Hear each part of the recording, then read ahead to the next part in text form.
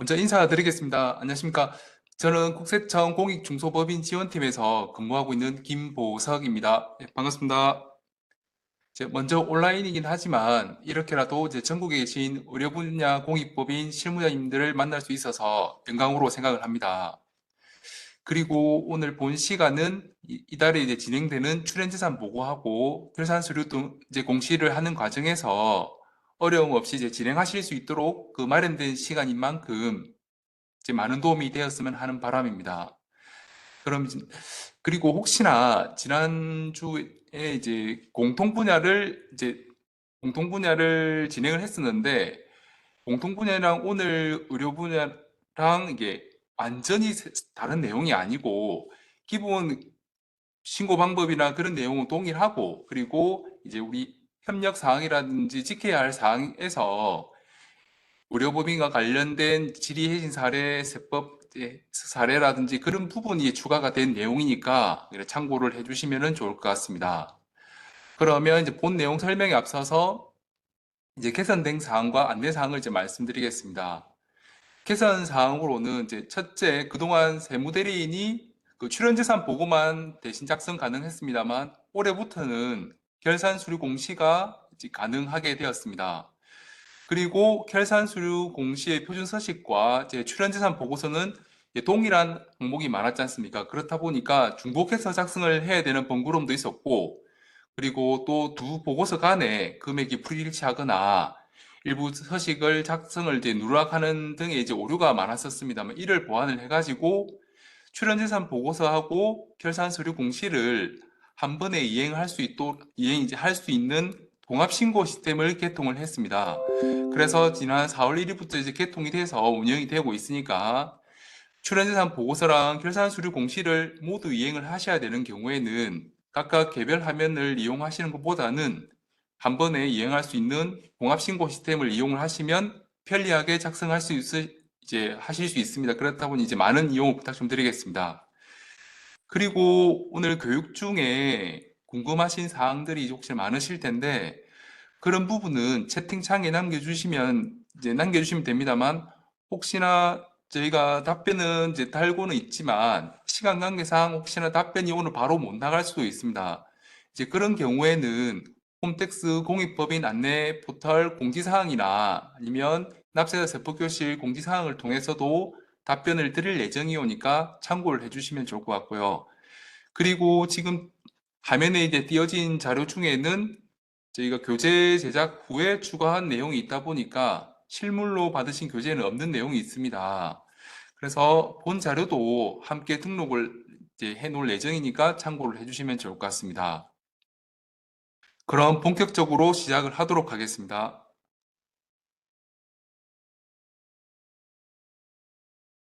진행 순서는 보시는 바와 같이 오전 2시간에는 공익법인 개요, 출연재산 보고서 제출, 결산수리 공시 방법, 각각의 개별 화면에 대한 홈택스에서 방법을 한번 알아보고 식사를 하신 후에, 그러니까 오후 1시부터 통합신고 작성하고 추석 작성 방법에 대해서 그리고 설명을 드리겠습니다. 그리고 그 이후 마지막 1시간에는 기부금 관련된 내용 순으로 진행을 하도록 하겠습니다. 먼저 그럼 공익법인 개요에 대해서 먼저 말씀을 드리겠습니다. 먼저 주요 용어에 대해서 알아보고자 합니다. 먼저 출연재산입니다. 출연재산이란 이런 용어는 우리가 일반 세목에서는 거의 사용을 하지 않기 때문에 낯설게 느껴질 수가 있습니다. 그렇지만 우리가 공익법인 업무 처리를 함에 있어서 출연재산이라는 개념을 모르면 진행이 안 되기 때문에 이러한 출연재산의 개념은 간단함이 그렇다 보니 반드시 정리를 해두시는 게 좋을 것 같습니다. 그럼 자료를 한번 보시면 상징법상 출연이란 기부 또는 정려 등의 명칭에 불과하고 공익사업에 사용하도록 무상으로 재산을 제공하는 행위를 말하며 그 출연 행위에 따라 제공된 재산을 출연재산, 그리고 재산을 출연하는 자를 출연자라고 합니다. 즉 그렇게 되면 출연재산은 출연자 입장에서는 출연한 재산이 되는 거고, 그리고 우리 공익법인 입장에서는 출연받은 기부받은 재산이라고 할 수가 있습니다. 그리고 우리가 국가나 지자체로부터 받는 보조금이 있는데 이 보조금은 출연재산에 해당하지 않는다는 점을 유의를 하셔야겠습니다. 다음은 기본재산과 보통재산입니다. 공익법인의 재산은 우리 공익법인의 설립 및 운영에 관한 법률에 따라서 기본재산과 보통재산으로 구분이 됩니다. 먼저 기본재산이란 보시면 설립 시 출연한 재산, 기부 또는 무상으로 취득한 재산, 이사회에서 기본재산으로 편입할 것을 의결한 보통재산 등으로서 사용이나 처분 시 주무관청의 허가가 필요한 재산을 기본재산이라고 합니다. 그러면 이제 보통재산이란 앞에서 이제 봤던 이러한 기본재산 외에 모든 재산을 보통재산이라고 합니다. 하지만 이렇게 구분을 하는 거는 그 주무관청에서 이제 관리 차원에서 이제 구분하고 있는 개념이라고 보시면 되고, 우리는 이제 세법을 이제 다루다 보니까 세법에서는 이 출연재산을 기본재산과 보통재산으로 따로 별도로 구분을 하지 않고 있습니다. 그래서 만약에 설립 첫 해에 기본재산하고 국고보조금만 있는 경우에 그때 기본재산은 출연받은 재산에 해당이 되기 때문에 그래서 출연재산 보고 의무가 있다, 이렇게 이해를 하시면 좋을 것 같습니다. 다음은 납세 협력 의무 판단 기준입니다. 우리 공익법인은 일정 기준에 해당하게 되면은 각종 납세 협력 의무를 이행을 해야 됩니다. 이때 공익법인의 수익금액하고 자산가액을 기준으로 판단을 하게 되는데, 이때 수익금액이란 해당 과세기간 또는 사업연도에 해당 공익사업과 관련된 소득세법에 따른 수익금액 또는 법인세법에 따라 법인세 과세 대상이 되는 수익사업과 관련된 수익금액을 수익금액이라고 합니다. 다음으로 자산가액은 해당 과세기간 또는 사업연도 종료일 현재 재무상태표상 종자산가액으로서 계속해서 누적된 자산가액이라고 합니다. 그래서 이때 차이점이 해당 과세기간의 금액인 것과 그리고 누적된 가액인 이 차이가 있으니까 이 부분을 이제 유의를 해주시면 좋을 것 같습니다. 다음으로 이제 우리 공익법인 국가나 지자체로부터 받는 이제 이 보조금은 방금 보셨던 납세 협력 의무 기준 금액 중에 수익 금액은 포함을 되지 않습니다. 그렇지만 이제 보조금으로 취득한 자산 가액하고 그리고 보조금 중에서 미사용 잔액은 포함이 되니까 이를 구분을 해 주셔야 될 것 같습니다.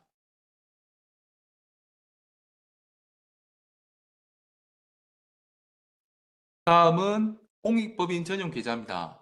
우리 공익법인은 공익목적 사업의 용도로만 이제 사용되는 걸로 금융회사에 개설한 이제 계좌를 의미를 하고 공익법인별로 2개 이상 개설을 할 수가 있습니다.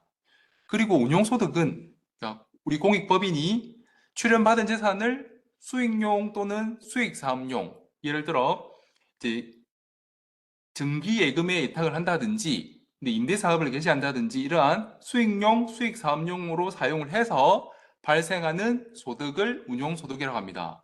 그래서 예시를 보시면 정기예금에서 이제 예탁을 하면은 이자가 발생하고 그리고 임대사업을 하게 되면은 임대소득이 발생을 하는데 이때 발생되는 이자소득이랑 임대소득을 운용소득이라고 합니다.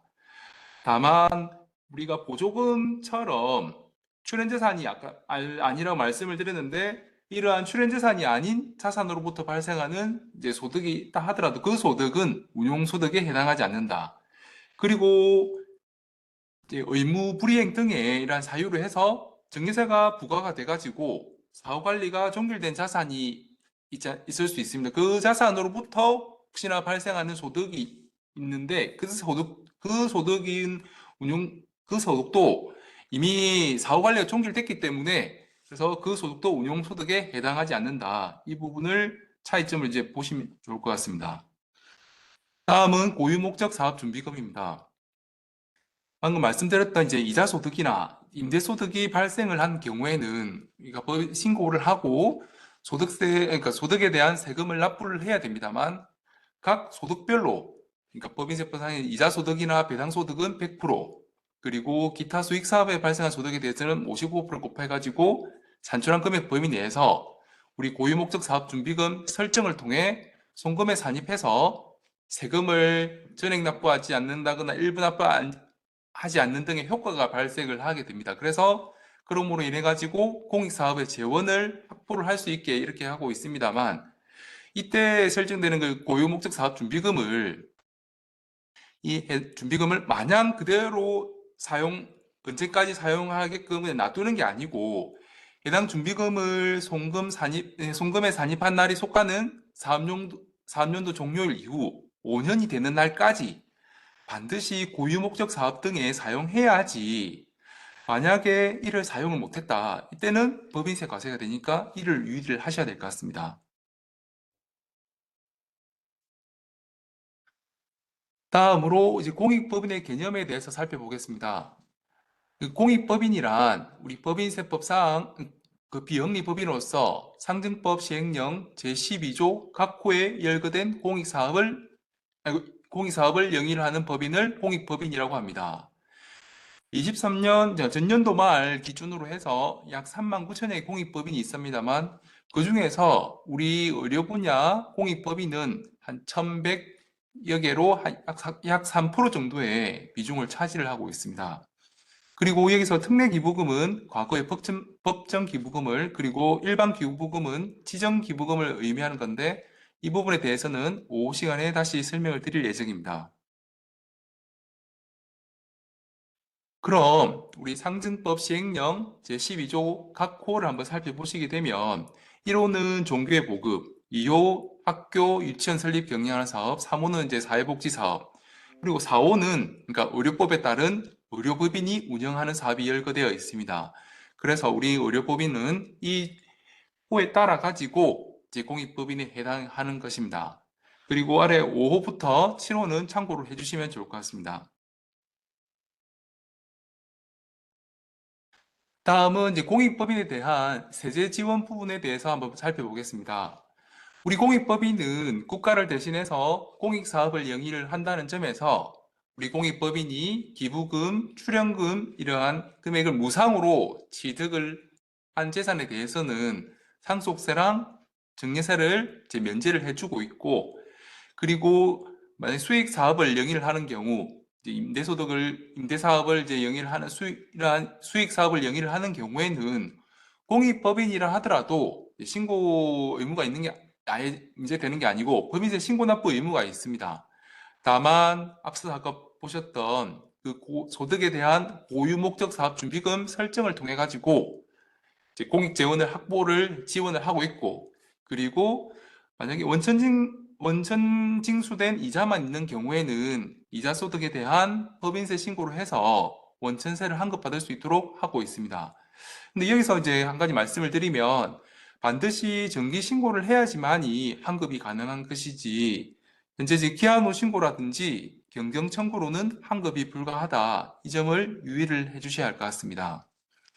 그리고 부가세의 경우에도 우리 공익법인이 고유목적 사업을 위해서 일시적으로 공급을 하거나 아니면 실비 또는 무상으로 공급을 하는 경우에는 부가세를 면제를 하고 있습니다. 다음은 우리 공익법인이 준수해야 할 연간 세무일정입니다. 우리 공익법인의 주된 의무 이행기한은 이제 해당 사업연도 종료일부터 이제 4개월 이내가 대부분입니다. 그래서 12월 말 법인을 기준으로 보면 이달 말인 이제 4월 말까지 이행해야 할 의무사항들이 여러 가지가 있습니다. 다만 이제 뒤에서 이제 살펴보시긴 하실 건데, 보시면 각 의무에 따른 이행 대상도 서로 상이하고 그에 따른 예외 사유가 있다 보니까 업무 처리를 하실 때 반드시 관련 법 조문이라든지, 그리고 올해 24년 공익법인 세부 안내 책자도 참고를 하시면 좋을 것 같습니다. 그리고 혹시 세무안내 책자가 뭐 필요하신 경우에는 국세청 누리집에서도 다운받으실 수도 있고, 아니면 실물로 받으시겠다 하시면 가까우신 세무서 법인세까지 가시면 이제 그 받으실 수가 있습니다. 그럼 지금부터는 우리 공익법인이 지켜야 할 의무들에 대해서 한번 살펴보도록 하겠습니다. 먼저 각종 이러한 보고 등의 납세 협력 의무에 대해서 살펴보고, 그리고 고유 목적 사업과 관련해서 공익법인이 지켜야 할 세법상 의무에 대해서 알아보도록 하겠습니다.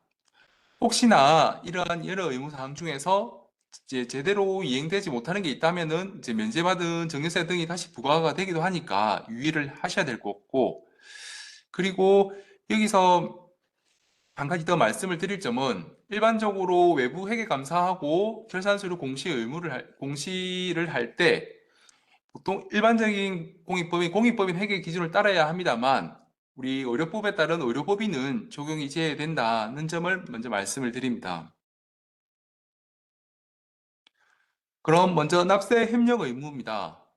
우리 공익법인이 준수해야 할 납세 협력 의무로 이제 상증법과 그리고 법인세법에서 별도로 각각 규정을 하고 있습니다. 먼저 상증법에서는 출연재산 보고서 제출 의무, 그리고 결산서류 공시 의무, 세 번째 외부 전문가 세무 확인서 보고 의무, 네 번째 외부 회계감사 보고서 제출 의무, 그리고 다섯 번째 주식 보유 관련 의무이행 신고, 여섯 번째 전용 계좌 개설 사용, 그리고 장부 작성 비치 의무가 있습니다. 그리고 법인세법에서는 첫째, 기부금 모금 및 활용 실적 공개. 둘째, 기부금 단체 의무이행 청문 결과 보고서 제출 의무. 세 번째, 기부금 영수증 발급 내역 작성 보관 제출 의무. 네 번째로 계산서 학계표 등 자료 제출 의무가 있습니다. 그래서 여기서 기부금 발급 학계표하고 계산서 학계표 제출 의무를 제외한 대부분의 의무사항은 해당 사업연도 종료일부터 4개월 이내에 이행을 해야 되고, 이를 혹시 위반을 한 경우에는 가산세 등이 부과가 될 수 있으니까 이를 유의를 하셔서 올해 이제 12월 말 법인의 경우에는 이달 말까지 4월 30일까지 보고 의무를 이행을 해 주십사 당부를 말씀을 드립니다. 그럼 각 의무별로 전체 한번 내용을 살펴보도록 하겠습니다. 먼저 출연재산 보고서 제출 의무입니다. 이제 보고 대상은 출연재산이 있는 공익법인이 보고 대상이고, 만약에 보고 대상에 해당되면 해당 사업년 종료일부터 4개월 이내에 보고를 하셔야 합니다. 그리고 관할 세무서에 서면으로 제출을 할 수도 있고, 그리고 아니면 홈택스에서 전자적인 방법으로 제출을 하실 수 있습니다. 만약에 혹시나 제출을 하지 않는다, 아니면 제출을 했는데도 불구하고 그 불분명한 불분명한 금액이 있는 경우에는 그 금액에 상당하는 상속세 또는 증여세액의 1%가 가산세로 부과가 된다. 이 점 꼭 좀 유의를 하시면 좋을 것 같습니다. 다음은 이제 출연재산 보고세출 의무와 관련된 이제 유의사항을 잠깐 살펴보겠습니다. 첫 번째, 이거 후원금, 기부금은 출연재산에 해당이 되는데, 그리고 정부로부터 아까 국가나 지자체로부터 받은 보조금은 출연재산에 포함이 되지 않는다. 이 부분 말씀을 드렸습니다. 그리고 두 번째 보시면 국가나 지자체로부터 수령하는 보조금만 있고 별도의 기부금 등의 무상으로 받은 재산이 없는 경우에는 출연재산 보고서를 제출하지 않아도 되는데, 다만 이제 제출 대상 사업연도, 예를 들어서 23 사업연도에 출연받은 재산이 없지만 혹시나 과거에 22, 21 이런 과거의 사업연도에 출연받은 기부금이나 부동산, 주식 이런 출연재산을 계속 보유를 하고 있거나 그리고 사용한 경우에는 출연재산 보고서를 제출해야 합니다. 그래서 쉽게 하실 수 있는 방법은, 우리 출연재산 보고서 혹시 서식을 보셔서 아시겠지만 그 출연재산 보고서에 작성할 내용이 있다고 하시면 그 출연재산 보고서를 제출해야 된다. 그렇게 보시면 쉽게 이해를 하실 수 있을 것 같습니다. 다음은 결산서류 공시 의무입니다. 먼저 공시 대상은 종교단체를 제외한 모든 공익법인이 공시 대상이고, 그리고 종사상 가액이 5억 원 미만이면서 해당 과세기간 또는 사업연도 수익금액과 출연받은 재산의 합계액이 3억 원 미만이고, 주식 보유 관련 의무이행 신고 대상이 아닌 경우에는 간편서식으로 공시를 할 수 있습니다. 이때 유의할 부분이 이제 간편서식 공시 대상 법인이 22년 12월 31일 이전에 게시하는 사업연도분의 공시에 대해서는 미공시를 하더라도 별도의 가산세가 부과가 안 됐습니다만 23 사업연도부터는 가산세가 부과가 되니까 이를 유의를 하셔야 될 것 같고, 그리고 결산서류는 우리 홈택스를 통해서만 공시가 가능하다. 이 점을 꼭 좀 출연재산 보고랑 차이가 있습니다. 이 부분을 보시면 좋을 것 같고, 다음은 세 번째로 외부 전문가 세무확인서 보고 의무입니다. 이때 보고 대상을 보시면 과세기간 또는 해당 과세기간 또는 3년도 종료 현재 재무상태표상 총자산가액이 5억 원 이상이거나 또는 해당 과세기간 또는 사업연도 수익금액과 출연재산 합계액이 3억 원 이상인 공익법인이 보고 대상입니다.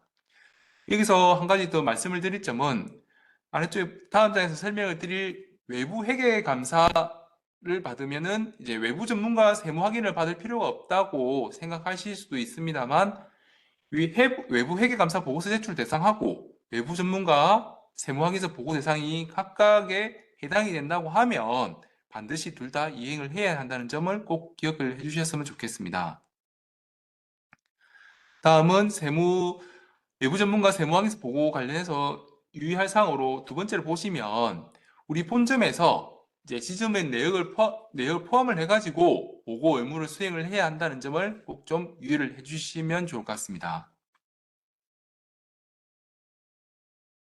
그리고 이 부분은 작년 23년도 7월 달에 나온 기재부 예규입니다. 이 부분은 이제 원래는 우리 공익법인의 세무대리를 수행한 이제 세무대리인이 수행한, 그리고 세무대리인이 속한 법인에 소속된 다른 외부 전문가는 세무 확인이 가능한 외부 전문가 범위에서 배제 대상이 원래는 제외가 됐습니다만, 원래는 배제 대상이었는데 전년도 기재부 얘기를 통해 가지고 배제 대상에서 제외가 됐다. 그래서 원래는 공익법인의 세무대리인은 공익법인에 대한 세무 확인이 불가했는데 이제 이 부분이 바뀌었다는 점을 참고로 해주시면 좋을 것 같습니다. 그리고 이제 외부 회계감사 보고서 제출 의무입니다.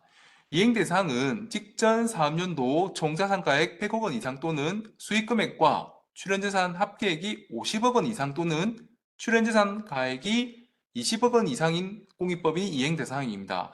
여기서 유의할 부분이 앞서서 봤던 다른 납세 협력 의무와 달리 판단 기준이 직전 사업연도다. 이 부분을 차이가 있다는 것을 유의를 해주시면 좋을 것 같습니다. 이 내용은 지금 우리 외부 회계감사 보고 제출 의무와 관련해서 질의해신 사례입니다. 한번 잠깐 살펴보시게 되면 우리 지리법인은 그 의료법에 따라 설립된 의료기관으로서 의료사업을 위해서 취득한 병원 부지 및 건물을 양도를 하고, 이로 인해서 이때 유형자산 처분이익이 이제 발생을 했습니다. 이때 외부 회계감사 의무 대상 여부를 판단을 할 때 의료법인에 해당되는 지리법인의 유형자산 처분이익이 수익금액에 포함이 되는지 여부를 질의한 사례입니다. 그래서 우리 공익법인의 외부 회계감사 의무 대상 여부와 관련해서 의료법인이 3년 이상 의료업에 사용하던 부동산을 양도를 해서 이때 발생하는 유형자산 처분이익은 해당 사업연도 수익금액에 포함을 해서 판단을 해야 된다. 이렇게 해서 회신한 내용이니까 혹시나 유사한 경우가 있는 경우에 참고를 하시면 좋을 것 같습니다. 다음은 주식 보유 관련 의무이행 신고 의무입니다. 신고 대상은 첫째, 동일 내국법인 발행 주식 총수의 5%를 초과해서 출연받았거나 출연받은 재산 등을 재원으로 5%를 초과하여 취득한 경우. 둘째, 특수관계 있는 내국법인 주식을 공익법인 총재산 가액의 30%를 초과하여 보유하고 있는 경우. 그리고 세 번째로 96년도 12월 30일 당시에 의결권 있는 발행 주식 총수 등의 5%를 초과해서 보유하고 있는 그 법인으로서 현재까지 계속 보유 중인 경우엔 의무이행 여부를 신고를 해야 합니다. 여기 보시면 한 가지 말씀드릴 점은 의무이행 요건으로는 5가지가 있는데, 이 중에 두 번째, 출연재산 가액의 1% 이상을 직접 공익목적 사업에 사용해야 한다는 부분은 24년 1월 1일 이후에 개시하는 사업연도분부터 삭제가 됐습니다. 다만 이번 신고 대상인 23 사업연도에서는 종전의 규정 또는 아니면 개정된 규정 중에서 선택 적용이 하다는 점을 이제 말씀을 드립니다. 다음은 우리 공익법인 전용계좌 개설 사용 의무로서 우리 공익법인 내 수입 및 지출 거래 시 전용계좌를 사용하도록 의무화를 하고 있습니다. 우리 공익법인 전용계좌는 신고 기한을 한번 보시면 공익법인에 해당하게 된 날로부터 3개월 이내에 신고를 해야 되고, 만약에 변경할 사항이라든지 추가할 사항이 있는 경우에는 1개월 이내에 신고를 하셔야 됩니다. 그리고 여기는 공익법인 전용계좌 사용과 관련해서 어떤 거래에 대해서 사용을 해야 되는지 예를 들어봤는데 자료를 참고를 해주시면 좋을 것 같습니다. 다음은 이제 장부의 작성 비치 의무입니다. 여기서 보시면 3년도 분려, 그 출연받은 재산 및 공익사업 운용 내용에 대해서 장부를 작성을 하고 중요한 증빙 서류를 10년간 보존을 해야 된다. 이 점을 유의를 해주시면 좋을 것 같습니다. 다음으로는 홈택스, 우리 홈택스 화면을 한번 잠깐 살펴보도록 하겠습니다.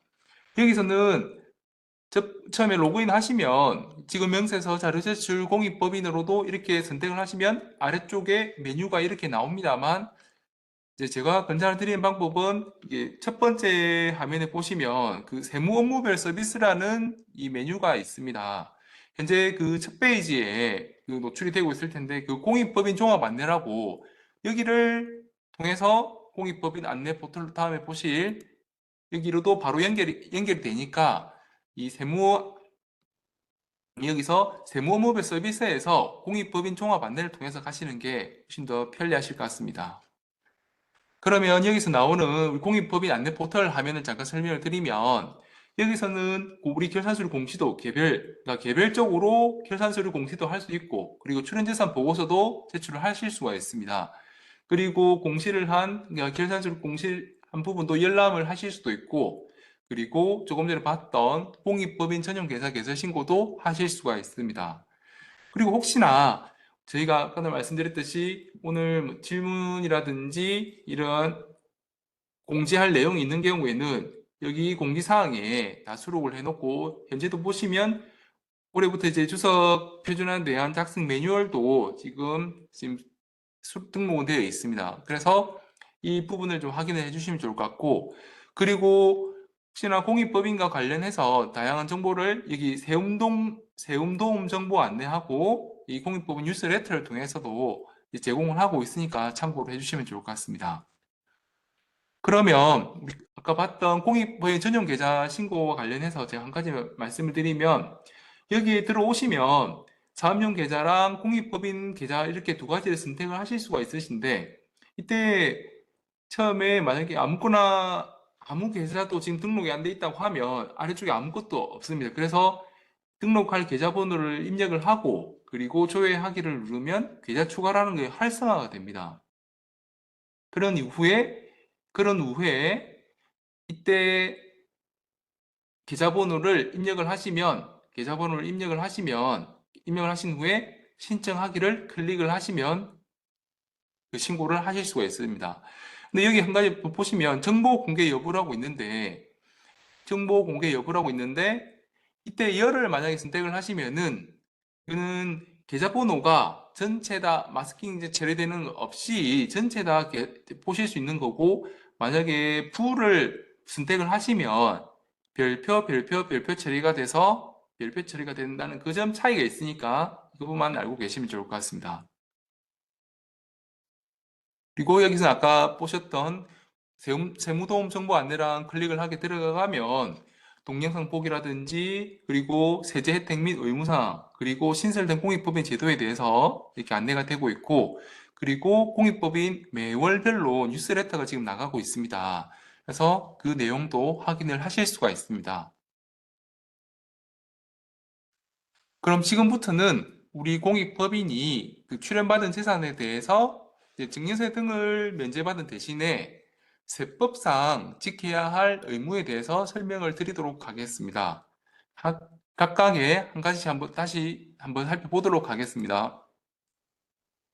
그럼 먼저 출연재산의 직접 공익 목적 사업 등에 사용된 관련 규정입니다. 우리 공익법에 출연받은 재산을 출연받은 날로부터 3년 이내에, 3년 이내에, 그러니까 출연받은 날로부터 3년 이내입니다. 이때는 직접 공익 목적 사업 등에 전부 사용을 해야 되고, 그러면 여기서 끝이냐, 3년 이내까지 끝이냐, 그게 아니고 3년 이후에도 계속적으로 직접 공익 목적 사업 등에서 사용을 해야 됩니다. 그래서 계속 사용을 해야 된다. 이 점을 유의를 해주시고, 다만 혹시나 이제 법령상이라든지 행정상의 부득이한 사유로 해서 사용이 곤란한 경우가 있을 수도 있거든요.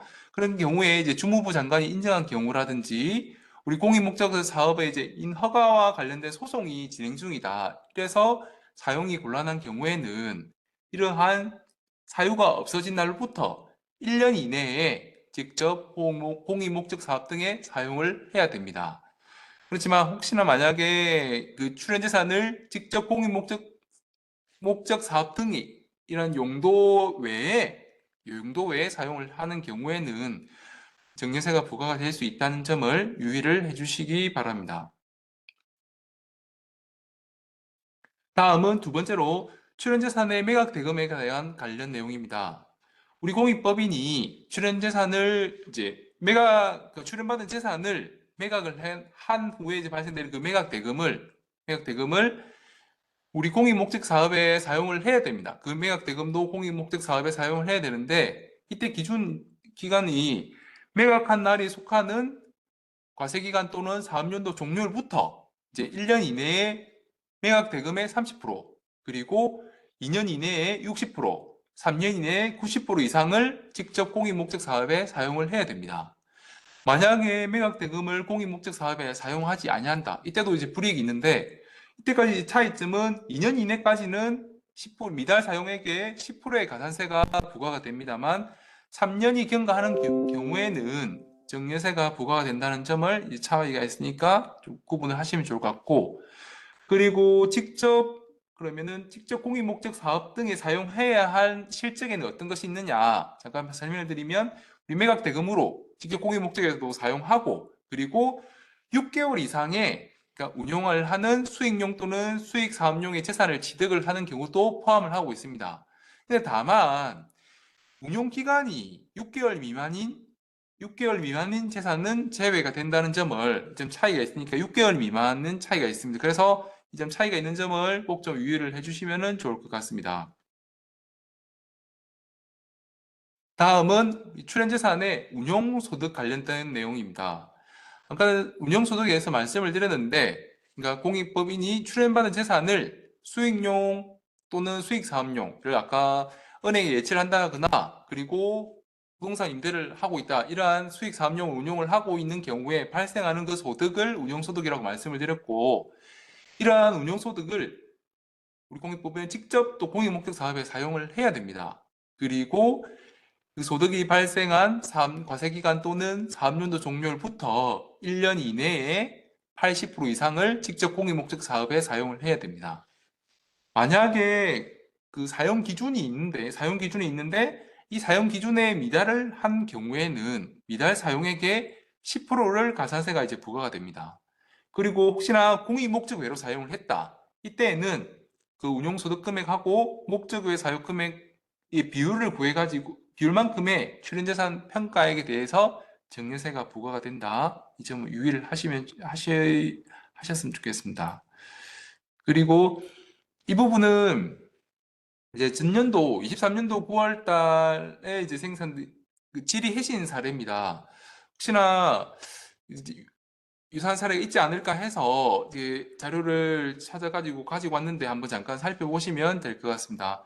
보시면 이제 우리 지리법인은 의료기관을 설치 운영하고 보건의료에 관한 연구개발 등을 목적으로 설립된 공익법인으로서 감염병 예방 및 관리에 관한 법률에 따라서 코로나19 전담병으로 지정된 손실보상금을 받았습니다. 이때 이 수령한 손실보상금이 운용소득에 해당하는지 그 여부를 질의한 내용입니다. 이때 해신 내용을 한번 보시면 코로나19 관련 전담병으로 지정돼서 이때 수령한 보상금은 운용소득에 포함되지 않는다. 이러한 해신한 내용이 있으니까 혹시나 유사한 사례가 있는 경우에 참고를 하시면 좋을 것 같습니다.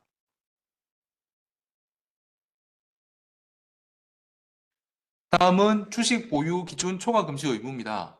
앞서서 보셨던 근합세 협력 의무 중에 주식 보유 의무 이행 신고에 대해서 이제 말씀을 드렸었는데, 우리 공익법인은 의무 이행 요건을 충족을 하지 않은 경우에는 5%를 초과해서 동일 내국법인의 의결권 있는 주식을 보유를 할 수가 없고, 또한 의무 이행 요건을 충족을 하더라도 상호 출자 제한 기업 집단에 소속된 경우에는 5%를 초과해서 보유를 할 수 없습니다.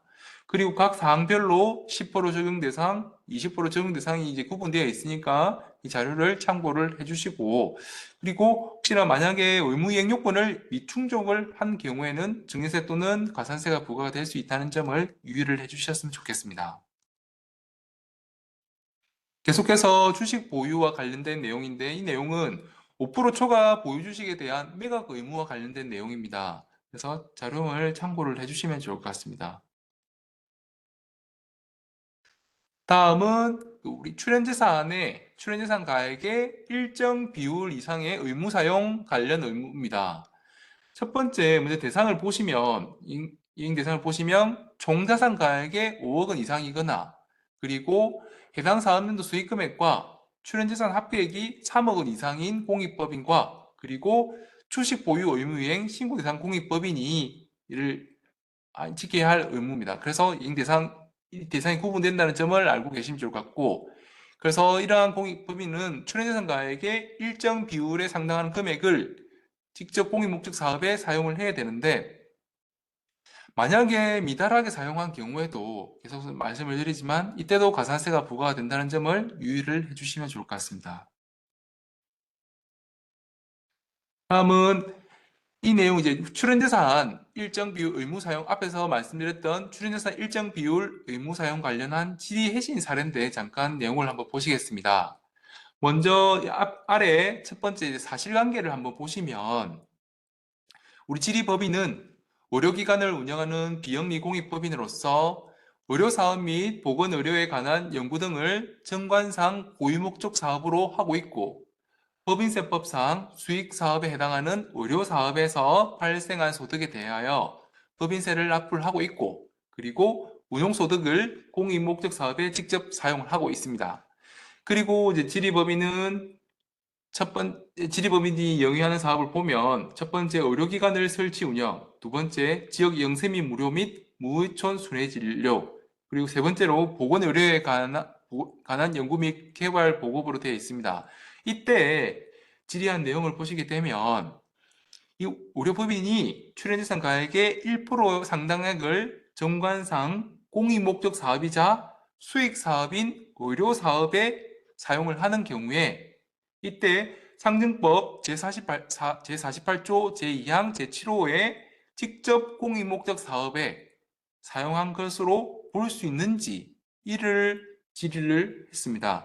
그래서 해신 내용을 보시면 의료법인이 출연재산 가액의 1% 상당액을 정관상 고유목적 사업으로서 공익목적 사업이자 수익사업에 해당하는 의료사업에 사용을 하는 경우에, 이때 해당하는 금액은 상증법 제48조 2항 7호에 직접 공익목적 사업에 사용한 것으로 볼 수 없다. 이렇게 해신이 된 내용이니까 22년도에 1월 달에 생성된 내용인데 혹시나 참고를 해주시면 좋을 것 같습니다. 다음은 출연자 등의 이사 지임 시 지켜야 할 사항입니다.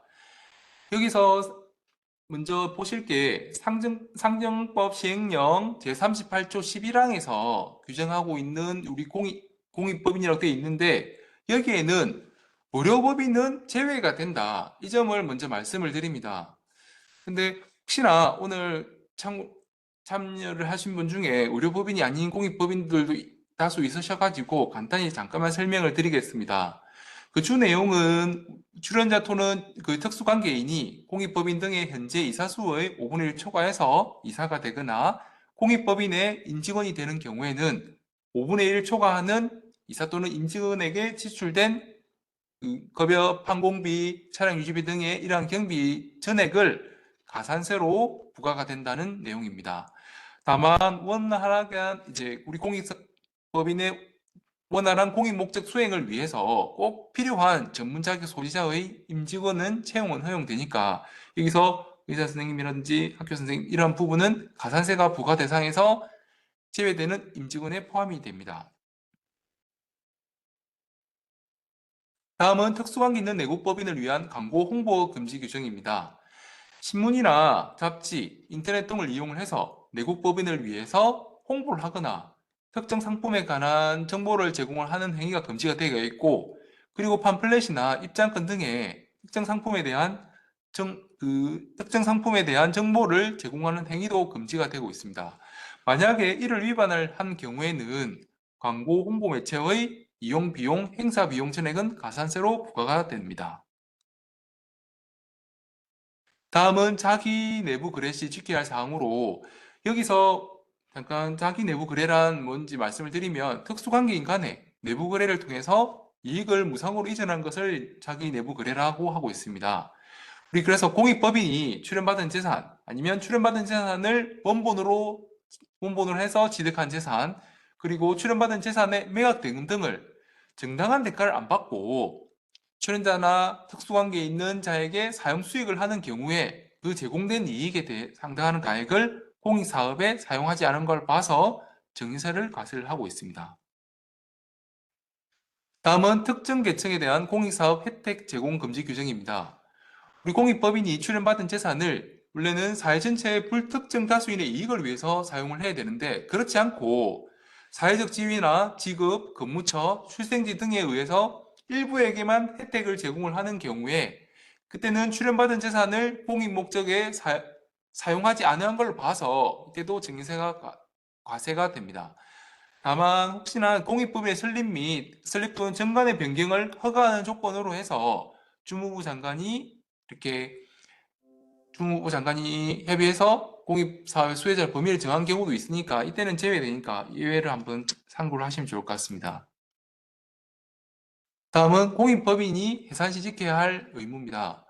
우리 만약에 영리법인 같은 경우에는 해산 결의 후에 청산 절차 진행하고 자녀 재산이 있는 경우에 주주들에게 배부를 하는 것이 원칙인데, 우리 공익법인은 그 보유하고 있는 재산은 공익 사업을 위한 목적으로 출연된 재산이다 보니까 우리 공익법인이 사업을 종료를 하고 그리고 해산을 한 때에는 그 자녀 재산을 국가나 지자체 그리고 해당 공익법인하고 동일하거나 아니면 주무부 장관이 유사하다고 인정하는 공익법인에게 기속을 시켜야 됩니다. 만약 이때도 위반을 한 경우에도 해당 재산가액을 공익법인이 정여받은 걸 봐서 증여세가 과세가 되니까 이를 유의를 해주셨으면 좋겠습니다. 그럼 이상 이제 공익법인이 준수해야 할 세법상 의무에 대해서 이제 살펴봤고요. 잠시 쉬었다가 우리 10시 50분부터 다시 시작을 하도록 하겠습니다.